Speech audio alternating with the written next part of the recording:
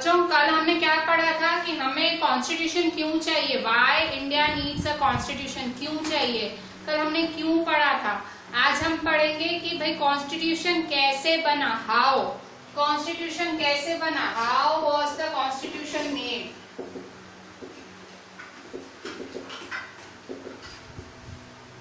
Constitution कैसे बना और मतलब आपने पढ़ा कि क्यों चाहिए, कल क्यों चाहिए वो पढ़ा था। आज हम पढ़ेंगे कैसे बना और जब बना तो उसके की फीचर्स क्या थे। देखो कॉन्स्टिट्यूशन कोई मतलब देखो कॉन्स्टिट्यूशन बनाना कोई हलवा बनाने जैसा काम नहीं है, ये मतलब बहुत ही एक टफ चीज है। कॉन्स्टिट्यूशन आपको बोलने में इजी लगता है कि कॉन्स्टिट्यूशन बना, पर ये बहुत ही डिफिकल्ट चीज है। कॉन्स्टिट्यूशन बनाना एक बहुत ही डिफिकल्ट चीज है। क्यों? क्योंकि देखो हमारे देश में इतनी ज्यादा आबादी, शुरू से बहुत ज्यादा आबादी पॉपुलेशन रही है। पॉपुलेशन के अलावा हम पॉपुलेशन के हिसाब से डाइवर्सिटी भी बहुत रही है। हमारे देश में डाइवर्सिटी, विविधता भी कितनी रही है, ठीक है।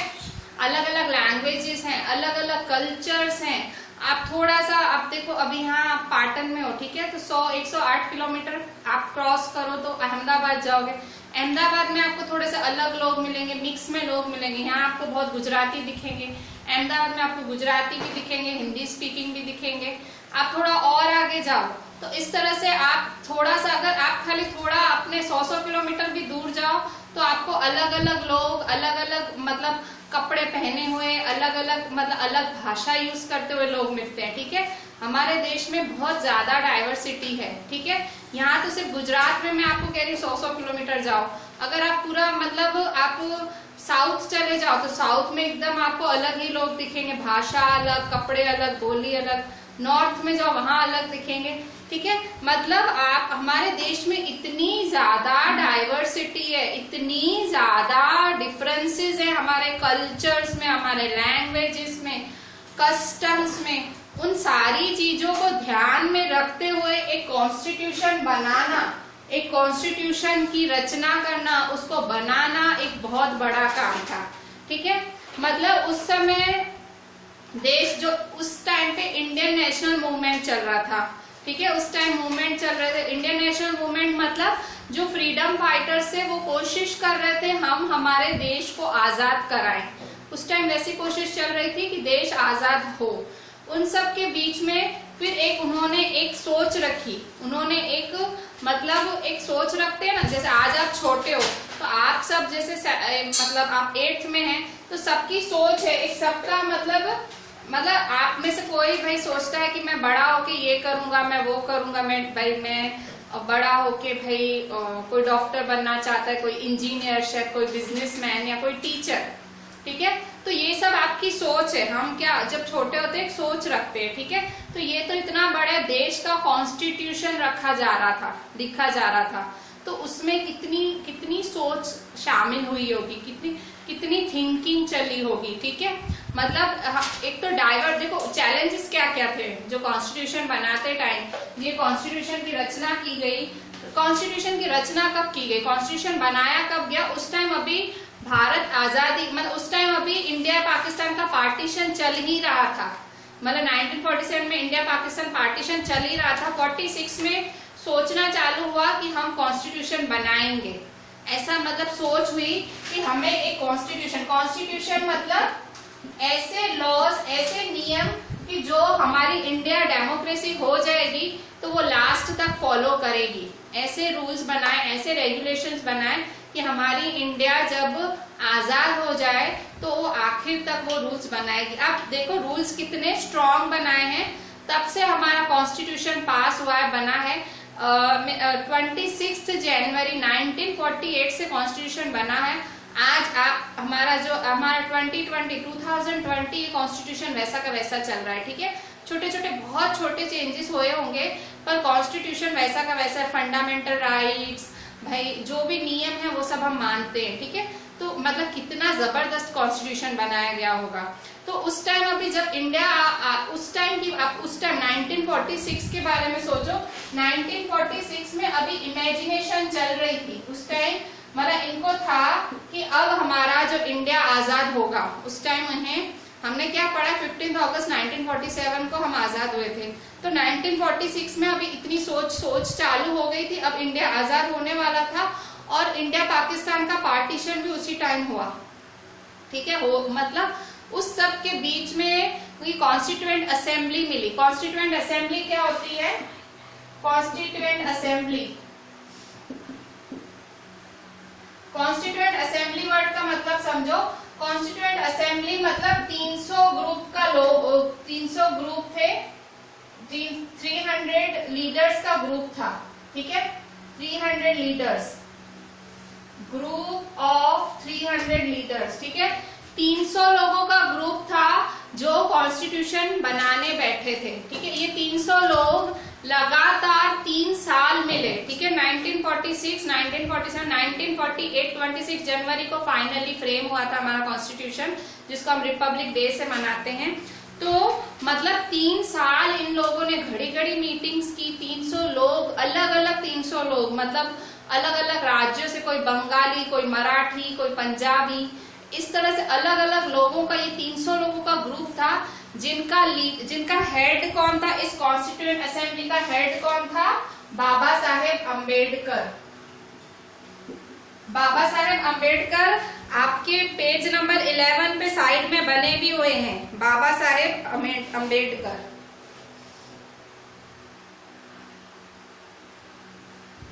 ये हेड थे। ठीक है, मतलब इन्होंने बहुत बड़ा रोल प्ले किया। जो SC ST के लिए कानून बना है 30% वाला, जो आज तक चल रहा है, तो ये इनका हाथ था इस कॉन्स्टिट्यूशन, और ये हेड भी थे इसी कॉन्स्टिट्यूशन के। और इसमें सरदार वल्लभ भाई पटेल का भी एक थोड़ा सा हाथ रहा है। सरदार वल्लभ भाई पटेल में जैसे देखो, मैंने आप प्रॉब्लम्स क्या क्या थी कॉन्स्टिट्यूशन बनाने में, प्रॉब्लम्स क्या थी, कठिनाइयां क्या थी? एक तो हमारी डाइवर्सिटी मतलब इतनी ज्यादा विविधता, इतने डिफरेंसेस, सब लोगों के लिए एक नियम बनाना थोड़ा मुश्किल हो रहा था। वो डाइवर्सिटी मतलब सब लोग ये नियम माने, मतलब ये जो कॉन्स्टिट्यूशन था ये पूरे देश को मनवाना था। ठीक है, तो एक तो ये डाइवर्सिटी का इनके सामने बहुत बड़ा वो था इशू। और दूसरा इशू क्या था इनके आगे था कि भाई integration of princely states.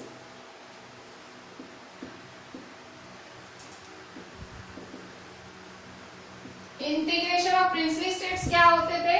Integration of, आपको पता है उसी टाइम भारत इंडिया पाकिस्तान अभी डिवीजन हुआ ही था, तो उस टाइम क्या था, कुछ राजा रजवाड़े थे। प्रिंसली स्टेट्स मतलब कुछ राजा थे, तो उन राजाओं पे छोड़ा गया था कि आप पाकिस्तान जाओ या आप इंडिया में ही रहो, मतलब आपको जिसके साथ ज्वाइन होना है ज्वाइन हो। पर अब उस टाइम में ना इंडिया बिल्कुल खाली हो गया था। क्यों? क्योंकि ब्रिटिशर्स पूरा लूट चुके थे, और लूट के वो अब जा रहे थे फाइनली, और ऊपर से पाकिस्तान का भी इशू चल रहा था भाई। अब उस टाइम मतलब हिंदू मुस्लिम टेंशन भी तो चल रहा था। ठीक है, हिंदू मुस्लिम टेंशन चल रहा था, पार्टीशन चल रहा था उस टाइम।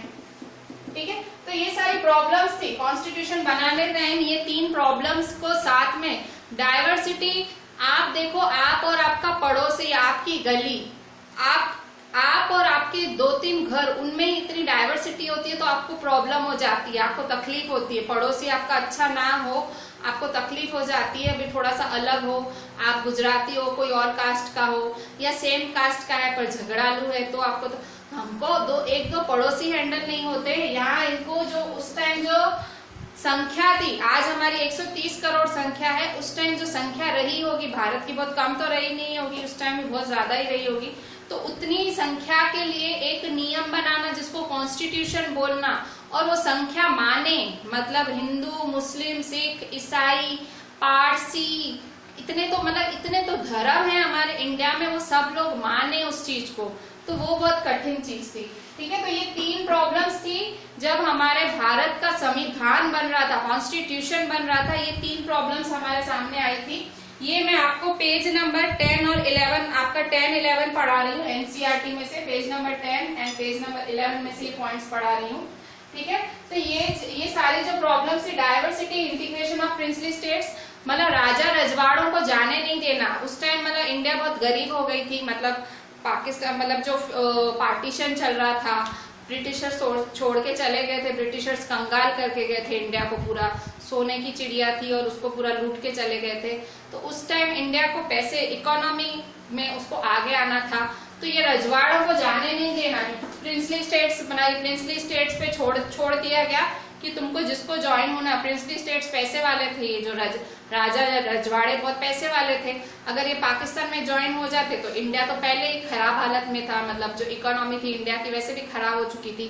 तो उस टाइम जो इंडिया की इकोनॉमी खराब हो चुकी थी, तो इस सरदार वल्लभ भाई पटेल ने इन प्रिंसली स्टेट्स को समझाया कि आप इंडिया के साथ इंटीग्रेट हो। ये जो राजा रजवाड़े किसकी बदौलत रहे? सरदार वल्लभ भाई पटेल। इसलिए आज तक उनका कॉन्स्टिट्यूशन बनाने में भी उनका नाम है। ये जो इन्होंने रजवाड़ों को, राजाओं को, प्रिंसली स्टेट्स को मनाया कि आप इंडिया में ही रहो, इंडिया के साथ इंटीग्रेट करो, ठीक है। और उसके बाद पार्टीशन हुआ था, उसी टाइम ताजा पार्टीशन हुआ था, ठीक है। अभी मतलब हिंदू मुस्लिम को अभी वो दुख में थे, मतलब पार्टीशन बहुत दर्दनाक था। अगर आप आपके दादा दादी से या आपके इवन आपके पेरेंट्स से भी पूछो, आपको बताएंगे पार्टीशन कितना मतलब दर्दनाक था। लोगों के घर बार सब उजड़ गए थे, मतलब तो उस मतलब इतने दुख से चल रहा था उस टाइम भारत, इंडिया इतने दुख से चल रहा था। तो इन सब में एक नियम, उनके सामने एक नियम रखना, ठीक है। तो कॉन्स्टिट्यूएंट असेंबली के सामने ये बहुत बड़ा काम था, ये 3 बड़ी प्रॉब्लम्स थी। और कॉन्स्टिट्यूएंट असेंबली कौन है? ग्रुप ऑफ 300 लीडर्स जो कॉन्स्टिट्यूशन ड्राफ्ट कर रहे थे। ड्राफ्ट मतलब बना रहे थे, दे वर ड्राफ्टिंग द कॉन्स्टिट्यूशन। और हेड कौन था उस कॉन्स्टिट्यूएंट असेंबली का? हेड था BR अम्बेडकर। तो अब पता लगा कॉन्स्टिट्यूएंट असेंबली क्या है? Group of leaders, group of 300 leaders या 250 से ज्यादा लीडर्स थे, 200-300 के करीब लीडर्स थे। और वो लीडर्स को ड्राफ्ट करना था इंडिया का constitution under the leadership of Baba Saheb Ambedkar, ठीक है। तो और एक विजन लेके चल रहे थे। विजन मतलब भाई अब मतलब 1946 में ये चालू हुआ था। उस टाइम अभी इंडिया को पता है आजादी मिलनी है, बस अभी हम ज्यादा दूर नहीं है, मिलेगी आजादी। तो उस टाइम ही उन्होंने सोचा कि जब आजादी मिलेगी तो हम एक डेमोक्रेसी हो जाएंगे। डेमोक्रेसी मतलब हम गुलाम से आजाद हो जाएंगे। पहले इंडिया राजाओं के अंडर होती थी, ठीक है। इंडिया मतलब राजा चलाते थे, फिर ब्रिटिशर्स ने चलाया। अब इंडिया डेमोक्रेसी होने वाली थी, ठीक है। इंडिया मतलब बिल्कुल फ्री कंट्री होने वाली थी, जहाँ पॉलिटिकल पार्टीज आने वाली थी। तो वो सब सोच के, इमेजिन करके, एक विजन सोच के इतना नियम बनाना, कानून बनाना एक बहुत ही मतलब बड़ी जिम्मेदारी थी जो इन 300 लोगों ने उठाई थी, ठीक है। तो इन्होंने मतलब जब इन्होंने बनाया, कॉन्स्टिट्यूशन बनाया, वो हमारा जो इंडियन कॉन्स्टिट्यूशन का बेस्ट कॉन्स्टिट्यूशन है, ठीक है। साउथ अफ्रीका का एक मस्त बेस्ट कॉन्स्टिट्यूशन माना जाता है। उसके बाद हमारे इंडिया का नाम आता है, ठीक है। तो ये जो Indian constitution one of the best constitutions माना जाता है, उसके की फीचर्स पढ़ेंगे अब हम कि उसकी खासियत क्या थी, ठीक है। तो सबसे पहले हम फेडरलिज्म के बारे में पढ़ेंगे, ठीक है। की फीचर्स में सबसे पहले हम पढ़ेंगे फेडरलिज्म के बारे में, ठीक है। तो की फीचर्स ऑफ अवर कॉन्स्टिट्यूशन,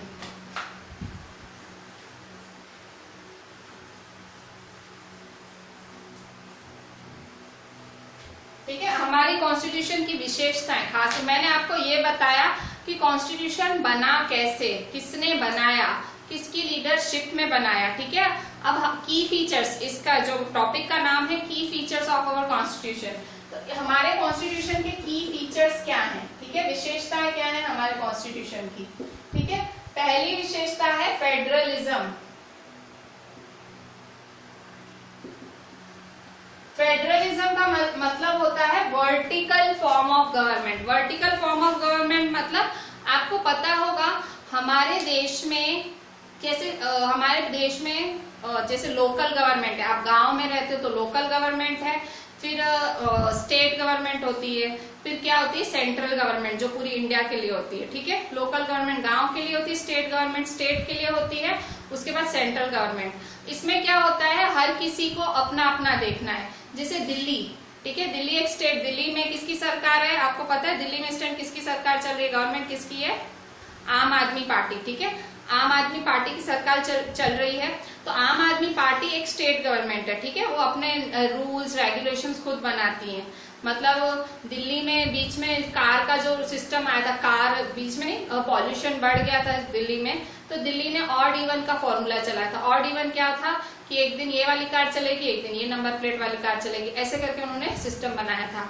तो वो सिस्टम पूरे देश में नहीं चला था, हमारे गुजरात में नहीं चला था, सिर्फ दिल्ली में। क्यों? क्योंकि दिल्ली स्टेट गवर्नमेंट है और सेंट्रल गवर्नमेंट क्या होती है, सेंट्रल गवर्नमेंट पूरे देश के लिए नियम लागू करती है।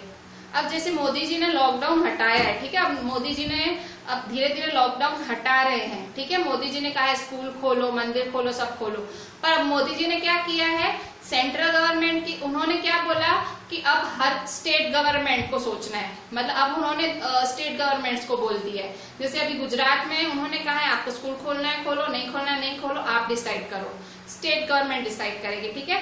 तो मतलब फेडरलिज्म क्या होता है, federalism vertical form of government होता है, मतलब भाई हर किसी की अपनी अपनी सरकार, ठीक है, ये एक अच्छी बात है ना, फेडरलिज्म एक अच्छी बात है। हमारे कॉन्स्टिट्यूशन में जो फेडरलिज्म है, फेडरलिज्म मतलब vertical form of government, vertical, ठीक है, मतलब भाई अलग अलग राज्यों के लिए अलग अलग गवर्नमेंट्स चलेंगी, ठीक है, तो उसे हम कहते हैं वर्टिकल फॉर्म ऑफ गवर्नमेंट, ठीक है। तो इस तरह से फिर दूसरा है पार्लियामेंट्री फॉर्म ऑफ गवर्नमेंट, ठीक है। सेकेंड हमारा जो फीचर है वो क्या है, parliamentary form of government. Federalism देखो बिल्कुल सही चीज थी। जैसे दिल्ली में अभी मोदी जी दिल्ली में बैठे उनको क्या पता कि पाटन में क्या प्रॉब्लम है, ठीक है। जैसे पाटन में बीच में ये पाटीदार आंदोलन चालू हुआ था मेहसाणा पाटन में, वो तो बैठे थे दिल्ली में, ठीक है, तो वो उन्हें कैसे पता लगे, तो वो थोड़ी वहां बैठ के उनको इतना पता लगा कि आंदोलन चल रहा है, पाटीदार आंदोलन चल रहा है, प्रॉब्लम चल रही है पाटन मेहसाणा में, पर उस टाइम सॉल्व किसने किया इस प्रॉब्लम को, उस टाइम जो स्टेट गवर्नमेंट रही थी, जो उस टाइम यहाँ गवर्नमेंट थी, उसने ये प्रॉब्लम सॉल्व की, ठीक है। जो आंदोलन था उसको शांत किसने किया, उस टाइम जो यहाँ गवर्नमेंट थी, ठीक है। तो फेडरलिज्म एक सबसे अच्छा फॉर्म ऑफ गवर्नमेंट है जिसमें हर लेवल को अपनी अपनी गवर्नमेंट दे दी जाती है कि आप ये देखो, ठीक है। क्योंकि अगर दिल्ली में जो मेन आदमी बैठा है वो थोड़ी पूरी आपकी पूरी इंडिया मतलब कंट्रोल कर सकता है, पर वो हर जगह पहुंच तो नहीं सकता है या हर जगह प्रॉब्लम्स तो नहीं समझ सकता है। तो इसलिए ये फेडरल फॉर्म ऑफ देखो फेडरलिज्म कितना अच्छा फीचर है हमारे कॉन्स्टिट्यूशन का, ठीक है। सेकंड फीचर है पार्लियामेंट्री फॉर्म ऑफ गवर्नमेंट, ठीक है।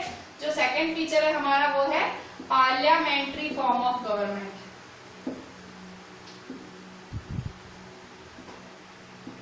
पार्लियामेंट्री फॉर्म ऑफ गवर्नमेंट क्या है, आपने अभी अभी पढ़ा कि भाई हमारे पास इतनी सारी गवर्नमेंट्स हैं, तो ठीक है, तो उसमें अभी पार्लियामेंट्री फॉर्म ऑफ गवर्नमेंट क्या होता है, दूसरा की फीचर क्या है हमारे जो इंडियन कॉन्स्टिट्यूशन का, दूसरा की फीचर क्या है हमारे कॉन्स्टिट्यूशन का, तो दूसरा की फीचर है पार्लियामेंट्री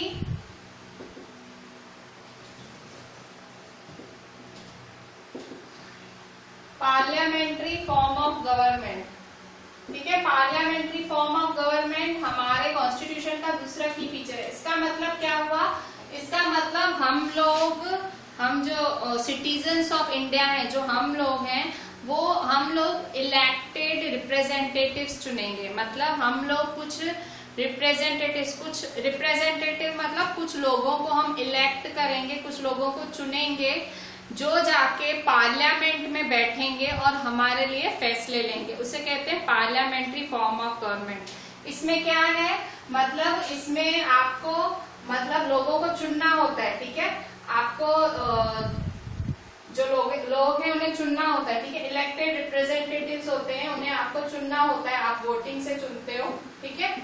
फिर वो लोग आपके बिहाफ पे जाके, आपके बदले जाके वो जाके पार्लियामेंट में बैठते हैं और नए नए फैसले, कायदे, कानून पास करते हैं, ठीक है। तो पार्लियामेंट में डिस्कशंस होती हैं, डिबेट्स होती हैं, सारे लीडर्स मिलते हैं, देश में अच्छा हो रहा है बुरा हो रहा है डिस्कस करते हैं और नए नए नियम लागू करते हैं, इसे हम कहते हैं पार्लियामेंट्री फॉर्म ऑफ गवर्नमेंट। तो इसमें देखो आपको यूनिवर्सल एडल्ट फ्रेंचाइज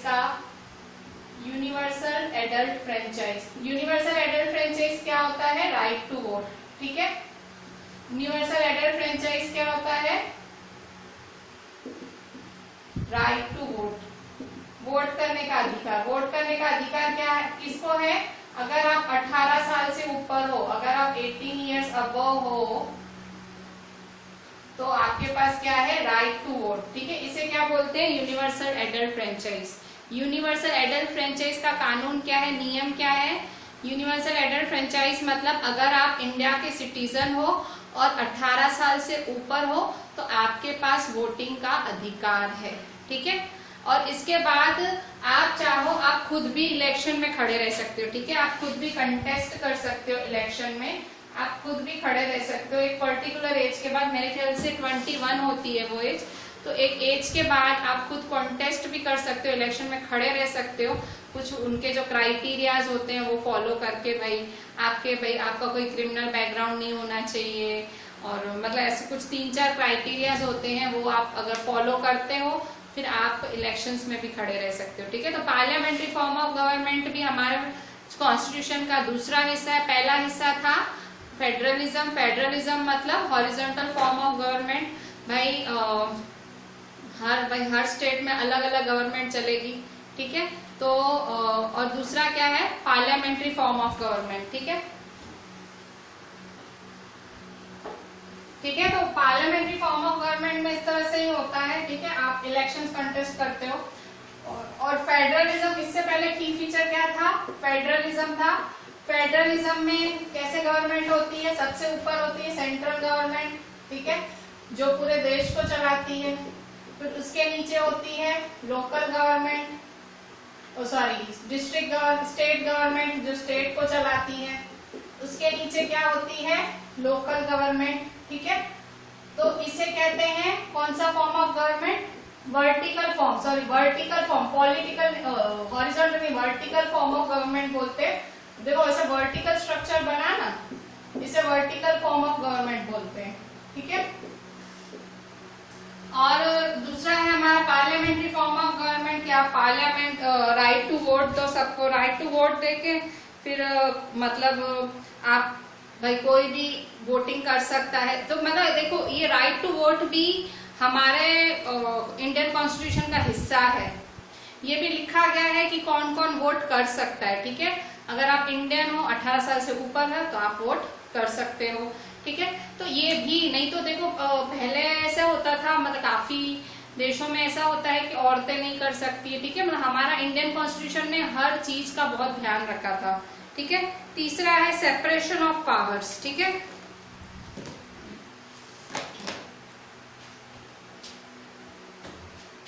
इसके बाद तीसरा की फीचर क्या है हमारा, separation of power.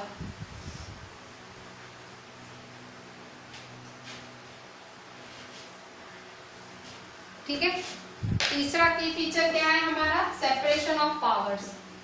Separation of powers का मतलब क्या होता है, ये होता है horizontal form of government. Horizontal form वो वर्टिकल फॉर्म होता है। फेडरलिज्म को वर्टिकल फॉर्म ऑफ गवर्नमेंट बोलते हैं और सेपरेशन ऑफ पावर्स को horizontal form of government. Horizontal form of government कैसे होगा, देखो इसमें सेपरेशन ऑफ पावर में क्या होता है, लेजिस्लेचर, फिर लॉ बनाने वाले, फिर एग्जीक्यूटिव्स, फिर जुडिशरी, ये 3 होते हैं। ठीक है, लेजिस्लेचर कौन होते हैं, लेजिस्लेचर वो लोग जिन्हें हम चुनते हैं, हमारे इलेक्टेड रिप्रेजेंटेटिव्स, जो क्या करते हैं, लेजिस्लेचर मतलब लॉ बनाने वाले, कानून बनाने वाले। ठीक है, फिर एग्जीक्यूटिव कौन होते हैं, जो उस कानून को लागू कराते हैं, कानून को लागू कराते हैं, जैसे कि IAS, IPS, ठीक है, पुलिस ऑफिसर्स, कलेक्टर्स, ये जो लॉ बनाते हैं, लॉ लेजिस्लेचर वाले जो लॉ बनाते हैं उन्हें फॉलो कौन कराते हैं, एग्जीक्यूटिव। ठीक है, सारे ये एग्जीक्यूट करते हैं। ठीक है, ये लॉ मेक करते हैं, ये मेक करते हैं लॉ, और ये क्या करते हैं, एग्जीक्यूट द लॉ। ठीक है, लॉ को क्या करते हैं, एग्जीक्यूट करते हैं। ठीक है, और इनसे आगे जुडिशरी क्या करते हैं, बाय चांस किसी ने अपनी मर्यादा भूली, मतलब किसी ने कोई नियम तोड़ा, कानून तोड़ा, या कोई अपनी मर्यादा से बाहर गया, या कोई बहुत ज्यादा लोगों को हैरान करने लगा, तो उनके ऊपर कौन होता है, जुडिशरी। ठीक है, जुडिशरी मतलब जजेस वगैरह जो अपने फैसले सुनाते हैं। ठीक है, मतलब देखो, तो लेजिस्लेचर लॉ बनाता है, एग्जीक्यूट कराता है, और जुडिशरी क्या करता है, सारे फैसले लेता है। ठीक है, अगर कुछ गलत हुआ तो आप जुडिशरी के पास जा सकते हो। इसे कहते हैं horizontal form, separation of powers. Power को देखो सेपरेट किया है। ठीक है, पावर को सेपरेट किया है। ठीक है, मतलब भाई लेजिस्लेचर, एग्जीक्यूटिव, जुडिशरी। ठीक है, मतलब हर, भले आप लोकल गवर्नमेंट है तो लोकल गवर्नमेंट में भी लेजिस्लेचर, एग्जीक्यूटिव, जुडिशरी होगा। ठीक है, तो इस तरह से हर जगह इस तरह से सेपरेशन ऑफ पावर, ये हमारा तीसरा फीचर है हमारे कॉन्स्टिट्यूशन का। और चौथा फीचर है हमारा फंडामेंटल राइट्स। ठीक है, सबसे इंपॉर्टेंट फीचर, चौथा फीचर है फंडामेंटल राइट्स। ठीक है, बाबा साहेब अम्बेडकर ने ये फंडामेंटल राइट्स में बहुत बड़ा योगदान था उनका, फंडामेंटल राइट्स। ठीक है, हमारे जो फंडामेंटल राइट्स हैं, हमारे अधिकार, फंडामेंटल मतलब बेसिक, भाई ये तो है, होना ही चाहिए। अगर आप इंडियन हो, ये फंडामेंटल राइट्स तो आपको मिलनी चाहिए। ठीक है, इंडियन हो तो ये है ही। ठीक है, 6 राइट्स है आपके पेज नंबर 14 में, साइड में लिखा हुआ है, ब्लू येलो में लिखा हुआ है, right to equality, right to freedom, right against exploitation, right to freedom of religion, cultural education right, right to constitutional remedies. ठीक है, तो ये 6 राइट्स हैं आपके पास। ठीक है, पहली राइट क्या है, राइट टू इक्वालिटी। ठीक है, आप सबके, आप कानून के सामने इक्वल हो। ठीक है, आप सब जो आप हमारे देश का जो कानून है, हम सब उनके सामने इक्वल है। ठीक है, हम अगर किसी ने अपराध किया है, चाहे वो अमीर हो, गरीब हो, चाहे वो किसी भी कास्ट का हो, कुछ भी हो, कानून सबके लिए बराबर होता है। ठीक है, दूसरा होता है राइट टू फ्रीडम। ठीक है, दूसरा क्या है, राइट टू फ्रीडम। ठीक है, हर किसी को आजादी का अधिकार है। आप किसी को भी जबरदस्ती गुलाम नहीं बना सकते हो, आप किसी को भी, मतलब आप किसी को कैद करके नहीं रख सकते, आप जबरन किसी को अपने साथ नहीं रख सकते हो। ठीक है, तो राइट टू फ्रीडम है, आप हर तरह से फ्री हो, मतलब आप इवन बोलने में भी फ्री हो। ठीक है, आपको कुछ बोलना है, आपको अपनी आइडियाज देनी है किसी को, उसमें फ्री हो। आप कहीं जाके रहना चाहते हो, आप उसमें फ्री हो। आप कोई काम करना चाहते हो, आप उसमें फ्री हो। ठीक है, तो इस तरह से आप हर चीज में फ्री हो। ठीक है, तो इसे कहते हैं राइट टू फ्रीडम। ठीक है, राइट टू फ्रीडम क्या है, आप मतलब हर तरह से आप फ्री हैं। ठीक है, बोलने में, सोचने में, कुछ काम करना है, ऑक्यूपेशन करना है, ठीक है, सब में आप फ्री हैं। Right to freedom. Right against exploitation. ठीक है, राइट अगेंस्ट एक्सप्लॉयटेशन क्या है,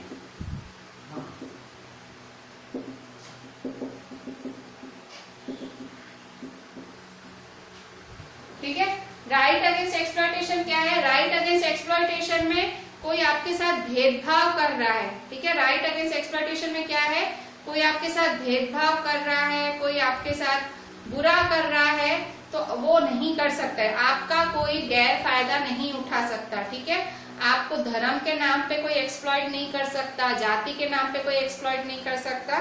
मतलब राइट अगेंस्ट एक्सप्लॉयटेशन मतलब किसी भी तरह से कोई आप, मतलब इस कानून के हिसाब से ह्यूमन ट्रैफिकिंग प्रोहिबिटेड है। ह्यूमन ट्रैफिकिंग का मतलब लोगों का खरीदना बेचना। ठीक है, पहले बाकायदा गुलाम खरीदे बेचे जाते थे बहुत साल पहले, वैसा नहीं। राइट मतलब आप खरीद नहीं सकते हो, इंसान कोई वस्तु नहीं है, आप किसी को खरीद सकते नहीं हो, बेच सकते नहीं हो। राइट अगेंस्ट एक्सप्लॉयटेशन में वही है। ठीक है, आप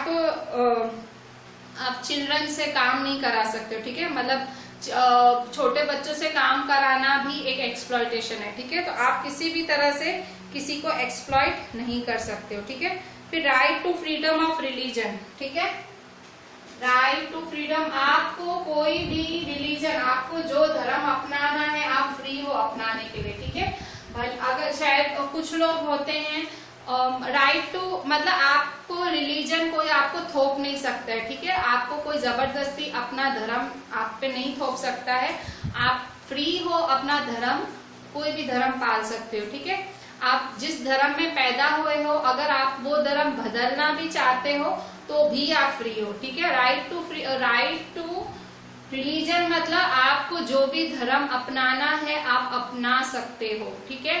कई लोग होते हैं बॉर्न मुस्लिम होते हैं, मुस्लिम बॉर्न होते हैं, आगे जाके वो हिंदू धर्म अपना लेते हैं। कई लोग होते हैं वो हिंदू बॉर्न होते हैं, आगे जाके मुस्लिम धर्म अपना लेते हैं, ठीक है। जैसे कि म्यूजिक डायरेक्टर AR रहमान, ठीक है, वो बॉर्न थे हिंदू फैमिली में, दिलीप करके उनका नाम था, हिंदू थे, पर उनको आगे जाके ऐसा लगा कि मुझे मुस्लिम धर्म अपनाना है, ठीक है, तो उन्होंने अपना लिया, ठीक है। कई लोग बुद्धिज्म एक्सेप्ट कर लेते हैं, ठीक है, कई लोग बुद्धिस्ट बन जाते हैं, कई लोग क्रिश्चियन, कई लोग हिंदू बन जाते हैं, ठीक है। मतलब धर्म इतने सारे हैं, आपकी मर्जी, आपको जिसमें बिलीव है आप वो धर्म अपना सकते हो। तो आपके पास राइट टू रिलीजन भी है, ठीक है। फिर आपके पास कल्चरल एंड एजुकेशनल राइट है, ठीक है। कल्चरल एंड एजुकेशनल राइट क्या होता है? अगर आप किसी छोटे कास्ट या छोटे ग्रुप से हो, कल्चरल एंड एजुकेशनल राइट का मतलब अगर आप किसी छोटी कम्युनिटी से हो, ठीक है, अगर भाई आपकी ऐसी कम्युनिटी है जिसके लोग कम हैं, ठीक है, तो आप चाहो तो आप अपनी लैंग्वेज के स्कूल्स चला सकते हो, आप अपने कल्चर को फैलाता हुआ आप अपना कोई बिल्डिंग खड़ी कर सकते हो, ठीक है। आप देखते हो ना कितने सारे सेंटर्स होते हैं, जैसे ओम शांति वाले वो एक सेंटर हुआ, ठीक है। तो मतलब अलग अलग धर्म अपने अपने सेंटर्स खोल के बैठे हैं। तो ये कैसे खोल के बैठते हैं? कल्चरल एंड एजुकेशन राइट ने इनको अधिकार दिया है, ठीक है। अगर आप चाहते हो कि मेरा भाई धर्म को मैं बढ़ावा दूं, उसके लिए अगर आप एजुकेशन रिलेटेड या कल्चर रिलेटेड अगर आप कोई संस्था या कोई बिल्डिंग ओपन करना चाहते हो आप कर सकते हो, ठीक है, आप फ्री हो। फिर right to constitutional remedies, Chhathi right है राइट टू कॉन्स्टिट्यूशनल रेमेडीज। मतलब आपको लग रहा है आपके साथ भेदभाव हो रहा है, मतलब आपको ऐसा लग रहा है कि इन पांचों में से आपकी राइट कोई छीन रहा है, भाई जैसे आपको राइट टू फ्रीडम नहीं, ठीक है, आपको जो करना है कोई करने नहीं दे रहा है, या शायद आपको कोई धर्म राइट टू रिलीजन आपको कोई, तो अगर आपकी इन पांचों में से कोई राइट फॉलो नहीं, मतलब आपको फ्रीडम मतलब ये पांचों राइट नहीं मिल रही है, इन पांचों में से कोई भी राइट, तो आपके पास राइट टू कॉन्स्टिट्यूशनल रेमेडीज है, मतलब आप कोर्ट में जा सकते हो। अगर मतलब आपका जो राज्य है वो आपको आपकी राइट नहीं दे रहा है, आप अपने राज्य के खिलाफ, स्टेट के खिलाफ कोर्ट में जा सकते हो, ठीक है। तो आप कोर्ट में जा सकते हो अगर ऐसा लग रहा है कि आपकी कोई भी राइट आपके राज्य ने, आपके स्टेट ने आपकी कोई राइट फॉलो नहीं करने दी है, तो आप सीधा कोर्ट में अपने जो स्टेट है उसके खिलाफ आप इस राइट टू कॉन्स्टिट्यूशनल रेमेडीज के हिसाब से अपने स्टेट को आप चैलेंज कर सकते हो, ठीक है। तो इस तरह से ये आपकी फंडामेंटल राइट्स हुई। और पांचवा जो की फीचर है हमारे जो पांचवा की फीचर है जो हमारे उसका मतलब कॉन्स्टिट्यूशन का, दैट इज सिक्युलरिज्म, ठीक है। सिक्युलरिज्म क्या है? तो सिक्युलरिज्म है हमारा सिक्युलरिज्म, इसमें आप किसी भी सिक्युलरिज्म में क्या है, आप ऑफिशियली किसी भी मतलब कोई भी राज्य, कोई भी मतलब हमारे में से कोई भी राज्य ऑफिशियली अपनी कोई एक पर्टिकुलर रिलीजन नहीं रख सकता है। सेक्युलरिज्म का मतलब किसी एक रिलीजन को महान नहीं बोलना, भाई एक रिलीजन को नहीं अपनाना है, ठीक है। हम देखो, आप इंडिया की बात करें तो हम एक हिंदू राष्ट्र हैं, ठीक है, हम मोस्टली हिंदूज हैं, ठीक है, पर हम भले हिंदू राष्ट्र है पर हमारी कोई मतलब अगर राष्ट्र रिलीजन, नेशनल रिलीजन हिंदू नहीं है, कभी भी हमने हिंदुइज्म को नेशनल रिलीजन का दर्जा नहीं दिया है। क्यों? क्योंकि हम एक सिक्युलर देश है। सिक्युलर का मतलब सब धर्म एक है, ठीक है, आप किसी एक धर्म को ऊपर नहीं रख सकते हो, भले उस धर्म के लोग ज्यादा हो, पर उस देश की एकता बनाए रखने के लिए, यूनिटी बनाए रखने के लिए आप किसी पर्टिकुलर धर्म को, एक पर्टिकुलर रिलीजन को ऑफिशियल रिलीजन डिक्लेयर नहीं कर सकते, उसे कहते हैं सिक्युलरिज्म। तो India is a secular state. अब पाकिस्तान की बात करें तो वो जो कंट्री है उसका वो सिक्युलर नहीं है, it is not a secular state. क्यों? क्योंकि वहां पे बाकायदा उन्होंने इस्लाम को उनका नेशनल रिलीजन माना हुआ है, ठीक है। ऐसे बहुत से देश हैं, ठीक है। तो इस तरह से मतलब पर्टिकुलर रिलीजन को, पर्टिकुलर धर्म को अपने देश का धर्म, सऊदी अरब है, सऊदी अरब में भी शायद उनके कोई पर्टिकुलर रिलीजन को उन्होंने अपना धर्म बनाया हुआ है कि भाई ये रिलीजन फॉलो होगी। दुबई है, ठीक है। तो हमारा भारत एक सिक्युलर स्टेट है, मतलब हम किसी भी एक धर्म को, भले एक धर्म के लोग ज्यादा है, हमारे देश में हम हिंदू बहुत ज्यादा हैं, पर India is a secular state, मतलब आप किसी धर्म को आप नीचा नहीं दिखा सकते हो, किसी धर्म को आप ऊंचा नहीं बोल सकते हो, सब धर्म इक्वल है, ठीक है। हर धर्म इक्वल है, ठीक है। तो आपको पता लगा हमारा जो कॉन्स्टिट्यूशन है किस तरह से आया, किस तरह से हमारे कॉन्स्टिट्यूशन ने इतना इम्पोर्टेंट रोल प्ले किया। जैसे फुटबॉल की गेम होती है और उसके जो रूल्स बदल जाते हैं तो उसका गेम बदल जाता है, उसी तरह से हमारा जो इंडियन कॉन्स्टिट्यूशन है साल दर साल चेंजेस कर रहा है अपने में। अगर आप कॉन्स्टिट्यूशन में कभी कोई बड़ा बदलाव आए इसका मतलब देश में बदलाव आ जाए, पर आज तक ऐसा नहीं हुआ है। इंडियन कॉन्स्टिट्यूशन में बहुत छोटे चेंजेस आए हैं। तो इंडियन कॉन्स्टिट्यूशन जो है बहुत ही मतलब कॉम्प्लिकेटेड है, पर इसमें हमने इंडियन कॉन्स्टिट्यूशन के जो 5 फीचर्स है वो पढ़े, ठीक है। तो इस तरह से कॉन्स्टिट्यूशन में फंडामेंटल ड्यूटीज भी आती है। जैसे आपके पास राइट्स हैं, भाई आपका अधिकार क्या क्या है, वैसे आपके ड्यूटीज भी हैं। ड्यूटीज मतलब आपकी जिम्मेदारियां भी हैं देश के प्रति, ठीक है। तो फंडामेंटल ड्यूटीज भी दी हुई हैं हमारे कॉन्स्टिट्यूशन में, ठीक है। वो भी हैं हमारे कॉन्स्टिट्यूशन में, ठीक है। इसमें आपके लिए नहीं लिखा गया है। अच्छा, इसमें देखो पेज नंबर 15 पे साइड में देखो, पेज नंबर 15 में साइड में 3 फोटोज बनी हुई हैं। इन फोटोज में आप देखो कॉन्स्टिट्यूएंट असेंबली के मेंबर्स कॉन्स्टिट्यूशन की कॉपी साइन कर रहे हैं 24 जनवरी 1950। 26 जनवरी 1950 को हमारा जो कॉन्स्टिट्यूशन पास हुआ था, 24 जनवरी 1950 को फाइनल वो कॉपी साइन कर रहे हैं। The first photo prime minister Pandit Jawaharlal Nehru sign कर रहे हैं। फिर सेकेंड फोटो में राजेंद्र प्रसाद साइन कर रहे हैं। राजेंद्र प्रसाद प्रेसिडेंट थे, वो जो कॉन्स्टिट्यूएंट असेंबली बनाई गई थी 300 लोगों की, वो जो ग्रुप ऑफ पीपल बनाए गए थे जो कॉन्स्टिट्यूशन लिख रहे थे, राजेंद्र प्रसाद उनके प्रेसिडेंट थे। और लास्ट में आप देख सकते हो एक जयराम दास दौलत राम हैं जो minister of food and agriculture थे उस टाइम। फिर राजकुमारी अमृत कौर जो हेल्थ मिनिस्टर थी। फिर डॉक्टर जॉन मथाई उस टाइम जो फाइनेंस मिनिस्टर थे। और सरदार वल्लभ भाई पटेल भी खड़े हैं जो साइन कर रहे हैं, वो उस टाइम डिप्यूटी प्राइम मिनिस्टर थे। और उनके पीछे हैं श्री जगजीवन राम, ठीक है। ये सारे जो हमारा 24 जनवरी 1950, सॉरी मैंने आगे 1948 बोला था, वो मैंने गलती की थी। 1950 24 जनवरी 1950 को फाइनली साइन कर रहे हैं और 26 जनवरी को मतलब हम रिपब्लिक डे मनाते हैं, ठीक है। 24 जनवरी 1950 को इन कॉन्स्टिट्यूएंट असेंबली के मेंबर्स ने इस पे साइन किया था। इस कॉन्स्टिट्यूशन पे जितने लोगों ने बनाया था सबने अपना साइन किया था कि ये हमारे पूरे देश के रूल्स हैं, ये हमारे देश को रूल मानने हैं, ठीक है। आगे भी पिक्चर्स देख लेते हैं कौन सी पिक्चर क्या दिखा रही है। पेज नंबर 13 पे देखो साइड में पिक्चर बनी हुई है। पेज नंबर 13 पे members of constituent assembly feared that the executive might become too strong and ignorant to the legislature. The assembly therefore included number in the constitutional limit and control but taken by executive branch of government as a whole, ठीक है। यहाँ पे जो constituent assembly के members हैं, पहले उन्होंने legislature का सोचा था भाई नियम बनाने वाला, फिर उन्होंने सोचा एग्जीक्यूटिव का भी रखें, भाई एग्जीक्यूटिव वो होता है जिसको नियम मानने हैं, भाई जिसको नियम फॉलो कराने हैं। उसके बाद उन्होंने सोचा कभी एग्जीक्यूटिव बहुत ज्यादा पावर दिखाए तो उन्होंने उसके ऊपर क्या रख दिया, जुडिशरी। यहाँ डिस्कशन चल रहा है उसका, ठीक है। फिर यहाँ पे आपका पेज नंबर 13 के बाजू में पेज नंबर 12 में देखो बड़ी सी पिक्चर है, वो क्या दिखा रही है।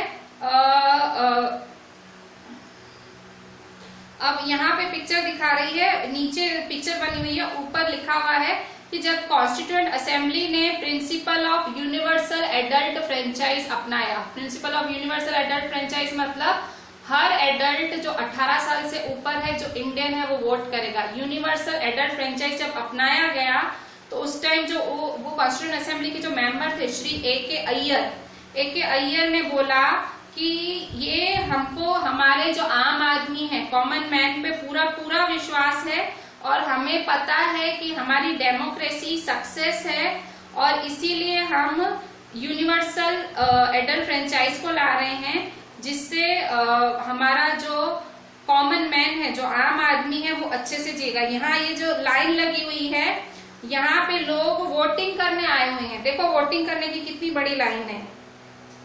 आम आदमी को जो अधिकार दिया गया था वोटिंग का, उसकी लाइन देखो आप, ठीक है। क्योंकि तब जैसे अब इन्होंने बूथ बनाए हैं, पोलिंग बूथ, स्कूल नजदीक, ये सब, तब देखो इन्होंने देखो वोटिंग लाइन खड़ी है, ये सब वोट करने खड़े हैं, ठीक है।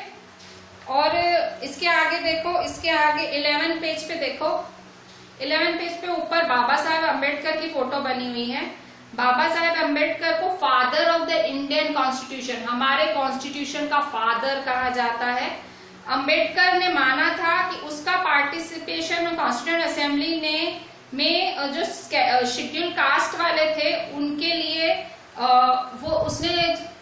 उसको फादर माना जाता है इंडियन कॉन्स्टिट्यूशन। उसने जो एंट्री ली थी इंडियन कॉन्स्टिट्यूशन के बनाने में, जो उसने योगदान दिया था, उसमें उसने खास ध्यान रखा था जो शेड्यूल कास्ट, जो कम जाति वाले हैं, उनके लिए उसने खास ध्यान रखा था। पर उसने कहा था कि मतलब उनको डरने की बात नहीं है, तो उसने शेड्यूल कास्ट वालों को बोला था कि आप जितना हो सके नौकरियां ज्वाइन करो, हमने आपके लिए जगह छोड़ी है, अभी आप जितना हो सके आप वो नौकरियां ज्वाइन करो, ठीक है। उसने मतलब जो छोटे, जो नीच लोग थे, हरिजन लोग थे, जिनके लिए लोग खराब सोचते थे, सोच गंदी रखते थे, उनको आगे लाने में डॉक्टर बाबा साहेब अम्बेडकर का बहुत बड़ा। आज आपके स्कूल में सब लोग, हम सब पढ़ते हैं, आपको अब आजकल आपको कास्ट से लेना देना ही नहीं है, ठीक है। ये ऊंची सोच हो गई है हमारे समाज की, ठीक है। बाबा साहेब अम्बेडकर ने जो उनके लिए जगह छुड़वाई थी, आज वो लोग इतने बड़े बड़े लेवल्स पे ऑफिसर्स हैं, डॉक्टर्स हैं, इंजीनियर्स हैं, तो बाबा साहेब अम्बेडकर की वजह से हैं, ठीक है। इसके बाद पेज नंबर 10 में आप देखें, पेज नंबर 10 में जो कॉन्स्टिट्यूएंट असेंबली के मेंबर्स हैं, देखो साइड में सारे इकट्ठे हुए हैं। पेज नंबर 10 में साइड में पिक्चर बनी हुई है, सारे इकट्ठे हुए हैं और सारे यूनाइटेड हैं। देखो साथ में प्यार से सारे खड़े हैं, मतलब झगड़ नहीं रहे हैं, प्यार से खड़े हैं, इतने सारे लोग हैं। और यहाँ पे एक एक चीज वो लोग डिटेल में डिस्कस कर रहे हैं, ठीक है। और वो मतलब कंसेंसस मतलब विचार के, सोच समझ के चीजें कर रहे हैं। और उसमें सरदार वल्लभ भाई पटेल हैं, जो बहुत इंपॉर्टेंट मेंबर है कॉन्स्टिट्यूएंट असेंबली के, वो तो आगे आ रहे हैं, ठीक है। तो ये मतलब आप देखो, आपने कितना इंपॉर्टेंट चैप्टर पढ़ा है कॉन्स्टिट्यूएंट असेंबली वाला, कितना ज्यादा इंपॉर्टेंट चैप्टर है। आपको पता लगा हमारा जो संविधान है, जो आप 26 जनवरी मनाते हो, ठीक है, कॉन्स्टिट्यूशन बना, वो मनाते हो आप, सेलिब्रेट हो, उसके लिए मेहनत कितनी लगी। 1950 में बना था, मैंने आगे 1948 बोल दिया, मैं भूल गई, सॉरी। मतलब 1950 में बना था, और किस तरह से बना था, कैसे लोगों ने अपनाया, क्या क्या सोच रखी गई थी, उसका फादर कौन था, फादर थे बाबा साहेब अम्बेडकर, ठीक है। और उन्होंने जो हमारे सरदार वल्लभ भाई पटेल थे, उनका क्या काम था, उन्होंने जो प्रिंसली स्टेट्स थे उनको अलग नहीं होने दिया, ठीक है। तो इस तरह से वो भी एक बहुत इंपॉर्टेंट मेंबर थे, ठीक है। तो अभी कल हमने जो आधा छोड़ा था उसको पूरा करते हैं। मैंने आज ग्रुप में उसका आंसर नहीं भेजा था, आज मैं लिखाती हूँ आपको क्वेश्चन 4 का आंसर कि in a school with 30 question 4 exercise NCERT exercise का question 4, in a school with 30 teachers 20 of them are male। अगर आपके स्कूल में 30 टीचर हैं और उसमें से 20 जो हैं वो आदमी हैं, ठीक है, तो क्या होगा, कौन माइनॉरिटी है बताओ, माइनॉरिटी कौन है आपके स्कूल में। फिर अगर उसमें अगर 20 आदमी हैं तो, ठीक है, तो आप लिखे answer, women teachers are minority, women WOMEN, ठीक है, वुमन टीचर्स आर माइनॉरिटी। तो इसमें क्या होना चाहिए, both man and woman should be equal, ठीक है, under our constitution, both man and woman should be equal under the constitution, ठीक है। Next in a city 5% of the population are Buddhist, अगर कोई सिटी है उसमें 5% लोग ही बुद्धिस्ट धर्म वाले हैं, तो वह माइनॉरिटी कौन हुआ? तो बुद्धिस्ट। बुद्धिस्ट कौन है? Buddhist is the minority. Minority वो है ना, कम लोग वो है। और यहाँ क्या होना चाहिए? लिखे मेजोरिटी शुड रिस्पेक्ट बुद्धिस्ट, ठीक है। जो मेजोरिटी लोग हैं उन्हें उनकी रिस्पेक्ट करनी चाहिए। फिर in a factory mess for all employees 80% are vegetarians, ठीक है। मेस का मतलब खाना, एक खाने खाने की जगह है, वहां पे 80% लोग वेजिटेरियन हैं, ठीक है। तो वहां माइनॉरिटी कौन हुए? तो non vegetarian are minority there, non vegetarian are minority. तो उनके लिए क्या कर सकते हैं हम नॉन वेजिटेरियन के लिए? तो majority should respect the views of minority. Majority मतलब, मेजोरिटी का मतलब vegetarian, vegetarians should respect views of minority, ठीक है। वो माइनॉरिटी के उनके व्यूज मानने चाहिए, ठीक है। फिर नेक्स्ट देखे सी, एक फैक्ट्री वो हो गया, सॉरी डी, एक 50 स्टूडेंट्स की क्लास है, उसमें 40 लोग अच्छे घरों से हैं, ठीक है। 50 स्टूडेंट्स की क्लास है, 40 लोग अच्छे घरों से हैं, तो वहां क्या होना चाहिए? तो जो 40 बच्चे अच्छे, तो 10 स्टूडेंट्स, माइनॉरिटी यहाँ कौन हुए? 10 students who are not from well-off families are minority। तो यहाँ क्या होना चाहिए? हेयर, फिर से हर में यही आंसर लिख देने का, majority should respect the view of minority, यही आंसर लिखने का, majority should respect view of minority, ठीक है। मेजोरिटी को माइनॉरिटी की बात माननी चाहिए, ठीक है। अभी यहाँ देखो क्वेश्चन 5 है, the column on the left list some of the key features. हमारे इंडियन कॉन्स्टिट्यूशन के की फीचर्स है, टोटल 5 है, इन्होंने 4 लिखे हैं, ठीक है। तो बोल रहा है कि बताओ कि इम्पोर्टेंट क्यों है। फेडरलिज्म क्यों इम्पोर्टेंट है? फेडरलिज्म मतलब, फेडरलिज्म का मतलब वर्टिकल फॉर्म ऑफ गवर्नमेंट, मतलब एक गवर्नमेंट फिर उसके ऊपर दूसरी गवर्नमेंट फिर तीसरी government, vertical form of government. तो क्यों जरूरी है? तो इट इज इम्पोर्टेंट। फेडरलिज्म क्यों जरूरी है? तो it combines the spirit of nationalism. Federalism क्यों जरूरी है? तो answer first, Federalism is important because it combines the spirit of nationalism, मतलब राष्ट्रीय भावना के साथ combines the spirit of nationalism with the zeal of localism, मतलब नेशनलिज्म के साथ लोकलिज्म को भी प्रमोट करती है, मतलब लोकल गवर्नमेंट ऐसे। तो जील मतलब लोकल लोगों की खुशी का भी ख्याल रखती है और राष्ट्र भावना का भी ख्याल रखती है फेडरलिज्म। दूसरा separation of power. Separation of power मतलब हॉरिजॉन्टल फॉर्म ऑफ गवर्नमेंट। क्या थी? लेजिस्लेटर, एग्जीक्यूटिव और जुडिशरी। तो सेकेंड का क्या, मैं एनसीईआरटी एक्सरसाइज सॉल्व करा रही हूँ, ठीक है। तो सेकंड क्या है? सेपरेशन ऑफ पावर्स का क्या इंपॉर्टेंस है? तो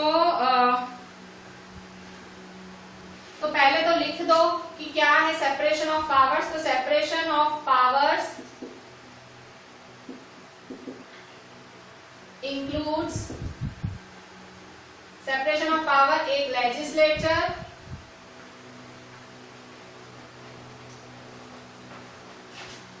ठीक है, includes legislature, executive और जुडिशरी, ठीक है। सेपरेशन ऑफ पावर ये इंक्लूड करते हैं, ठीक है। तो जो लेजिस्लेचर है, ठीक है, जो लेजिस्लेचर है तो सेपरेशन ऑफ पावर क्या इंक्लूड करते हैं, तो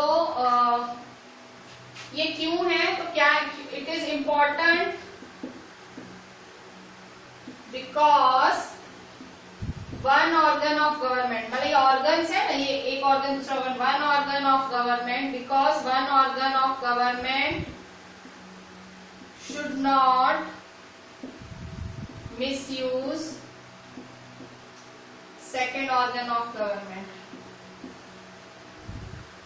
ठीक है, अच्छा मतलब मैं यहाँ आज एंड करती हूँ, कल हम आगे करेंगे, हम और भी इम्पोर्टेंट क्वेश्चंस करेंगे। मैं आज आपको यही काम देती हूँ, जितना मैंने लिखाया वो तो लिखोगे, आज मैंने बहुत कम लिखाया। दूसरा इम्पोर्टेंट काम मैं आपको क्या दे रही हूँ, दूसरा इम्पोर्टेंट काम है आपको ये चैप्टर रीड करना है, हो सके मैंने जो इतना समझाया प्लीज सारा रीड करना, ठीक है। ये आपका वर्क है, क्योंकि लिखना आज थोड़ा सा, ये जो भी लिखा है वो तो व्हाट्सएप करना ही, पर सारा चैप्टर अच्छे से रीड करना। चलें, थैंक यू।